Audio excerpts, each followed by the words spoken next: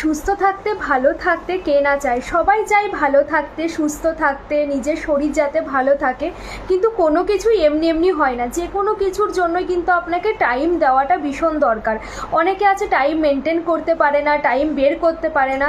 যদি আপনিও সেই রকম মানুষের মধ্যে পড়ে থাকেন তাহলে আজকে থেকেই নিজেকে চ্যালেঞ্জ করুন যে আমাকে করতেই হবে, এবং এমন কিছু করবেন যেটা আপনি লাইফ টাইম সারা জীবন করতে পারবেন। যেই রকম হতে পারে ফল খাওয়া।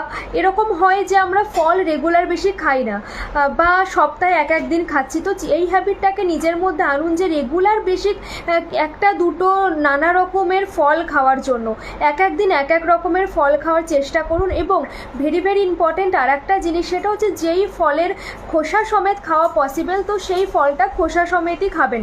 কারণ খোসাকে কেটে যদি আমরা ফল খাচ্ছি, যেরকম আপেল হতে পারে, যে আপেলের আমরা খোসাকে ছাড়িয়ে খাচ্ছি, তো নর্মালি অনেকজনের এই অভ্যাসটা থাকে। কিন্তু যখন আপনি খোসা সমেত ফলটাকে খাবেন, তো সেই ফলের মধ্যে ভিটামিন, মিনারেল, ফাইবার সমস্তটা ব্যালেন্স থাকবে, এবং আপনি পুরো পুষ্টিগুণটা আপেলের কাছ থেকে পুরোটাই নিতে পারবেন। এইরকম আরও হেলদি টিপস পাওয়ার জন্য অবশ্যই আমাকে ফলো করতে ভুলবেন না। দেখা হবে নেক্সট কোনো হেলথ ভিডিওতে। বাই।